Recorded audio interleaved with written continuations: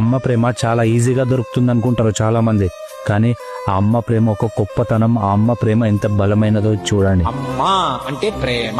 అమ్మ ప్రేమ లాంటి ప్రేమ లోకంలో ఇక ఉండదు. ప్రపంచంలో దురదృష్టవంతుడు అన్నవాడు ఎవడైనా ఉంటే ఒక్కడే. ఈ జన్మకి అమ్మా అని పిలవడానికి అమ్మ ప్రత్యక్షంగా లేనివాడు, అమ్మ చేతి అన్నం తినలేనివాడు. అమ్మతనం అంతా నవ్వులో ఉంటుంది. అమ్మ కట్టి విప్పేసినటువంటి బట్టలన్నిటితో బొంత కుట్టించుకు పడుకోండి, నిద్ర పట్టేస్తుంది. అమ్మ ఒళ్ళో పడుకున్నట్టు ఉంటుంది. అమ్మకి 95 ఏళ్ళు కానివ్వండి, అమ్మ అంత వృద్ధురాలైపోయినా సరే వెళ్ళి బక్క చిక్కిపోయి పైకొచ్చేసిన మోకాళ్ల మీద తల పెట్టుకుంటే ఆ ఒడిలిపోయిన వేళ్లతో అమ్మ తల నిగురుతూ బోసినవ్వు నవ్వుతూ పిల్లాన్ని పలకరిస్తే అమ్మ స్పర్శ చేత కలిగిన ఊరట జన్మలో దేని వల్ల కలుగుతుంది?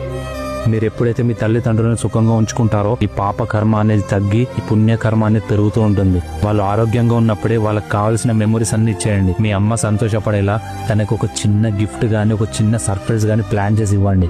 ఒక్కసారి ట్రై చేయండి. మీకు ఏం గిఫ్ట్ ఇవ్వాలో అర్థం కాకపోతే మదర్ అని కామెంట్ చేయండి, నేను మీకు లింక్ పంపిస్తాను.